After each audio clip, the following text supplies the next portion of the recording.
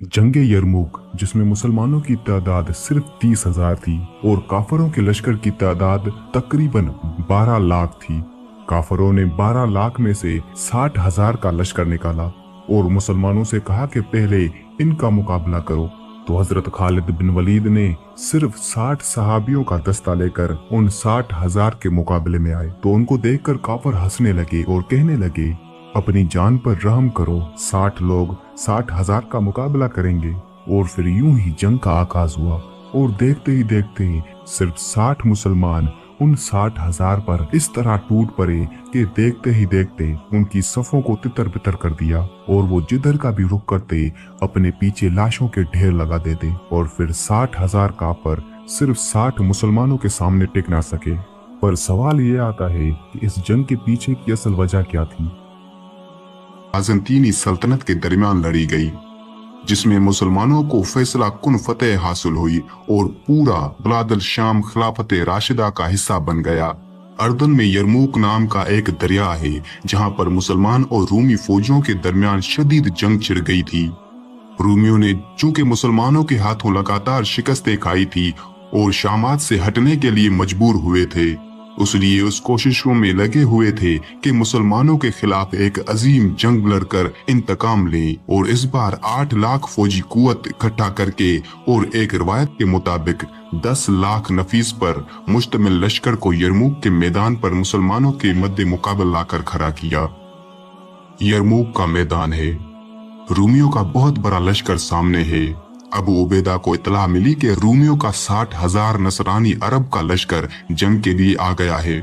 अबू उबैदा बिन जर्रार ने लश्कर को तैयारी का हुक्म दिया, पर खालिद बिन वलीद ने पुकारा, ए मुसलमानों, ठहर जाओ, तौक़ुफ़ करो, रूमियों ने 60,000 अरब भेजे हैं। मैं आज उन नाक खाक आलूदा कर दूंगा। मैं 30 आदमियों के साथ उसका मुकाबला करूंगा। ये बात सुनकर सब मुजाहिदीन ताजुब में पड़ गए कि शायद खालिद खुश तबई के तौर पर बात कर रहे हैं। अबू सुफियान ने पूछा, क्या वाकई आप 30 आदमी लेकर जाएंगे? तो खालिद ने कहा कि हाँ, वाकई मेरा यही इरादा है। अबू सुफियान ने कहा, मुजाहिदों से मेरी मोहब्बत की वजह से मेरी दरख्वास्त है कि तुम 30 के बजाय 60 आदमी ले जाओ। अबू उबैदा ने भी तायीद की तो खालिद मान गए। अब ये 60 का लश्कर 60,000 के लश्कर से जंग करने जा रहा है। जबला बिन अहम गसानी ने जब देखा कि मुसलमानों का एक गिरोह आ रहा है तो समझा मुसलमान डर कर सुलह करने आ रहे हैं और खालिद बिन वलीद से कहा कि मैं अपनी शराइत पर सुलह करूंगा। मगर खालिद ने जवाब दिया, हम तुझसे जंग करने आ रहे हैं, सुलह करने नहीं। जबला बिन अहम बोला, जा अपना लश्कर लेकर आ। खालिद ने मुजाहिदों की तरफ इशारा करके फरमाया, ये है मेरा 60 अफराद का लश्कर।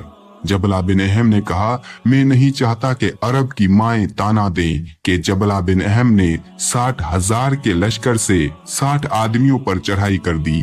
खालिद बिन वलीद ने कहा, हमारा एक मर्द तेरे 1,000 के बराबर है, तू हमला कर, फिर देख तेरा क्या हशर होगा। अल्लाह ताला हमारे साथ है। ये बात सुनकर जबला आग बगूला हो गया और उसने लश्कर को हमले का हुक्म दिया। 60,000 का लश्कर 60 अफराद पर टूट पड़ा और चारों तरफ से घेर लिया। लगता था ये समंदर उनको बहा कर ले जाएगा, लेकिन इस्लाम के ये शेर दिल बहादुर मुजाहिद इस सैलाब के सामने डटे रहे और तेज रफ्तार तलवार जनी करके दुश्मन को पास आने ना दिया। मुजाहिदीन नारा तकबीर बुलंद करके साथियों को जोश दिलाते, मगर उस रूमी लश्कर के शोर में ये आवाज दब जाती। खालिद बिन वलीद और उनके साथियों जरार बिन अजवर, अब्दुल्ला बिन उमर, अब्दुर्रहमान बिन अबी बकर, फजल बिन अब्बास ने हसार की सूरत घोड़े मिला लिए। इस तरह एक दूसरे की हिफाजत करते, खुद को और अपने साथियों को दुश्मन के वार से बचाते और दुश्मन को कत्ल करते रहे।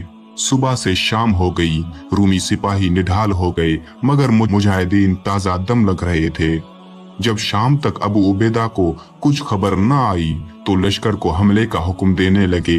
तो अबू सुफियान ने कहा, ए अबू उबैदा, अब रुक जाओ और अल्लाह के फैसले का इंतजार कर, इंशाअल्लाह वो दुश्मन पर गलबा पा लेंगे। थोड़ी देर बाद जबला का लश्कर पीठ दिखाकर भागा और मुजाहिदीन ने आवाजें बुलंद की और तेज नारा बुलंद किया।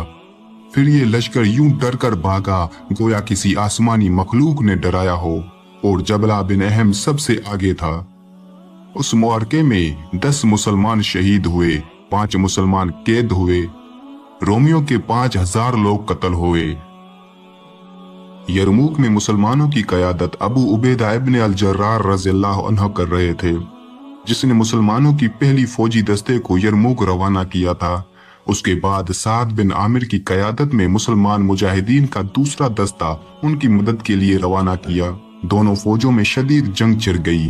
रूमी फौज हजारों में हलाक हुई या कैदी बनाई गई और कामयाबी मुसलमानों को हासिल हुई और रूमी फौज पीछे हटने पर मजबूर हो गई। जब उसकी खबर रूमी बादशाह हरकल को दी गई, जो अंताकिया के शहर में बैठकर अपनी फौज की सरबराही कर रहा था, खबर सुनते ही वो वहां से भागकर कुस्तंतुनिया इस्तांबुल तुर्की चला गया और बड़ी हसरत के साथ कहा, अलविदा ए सरजमीन शाम, कितनी खूबसूरत सरजमीन दुश्मनों के हाथ लग गई।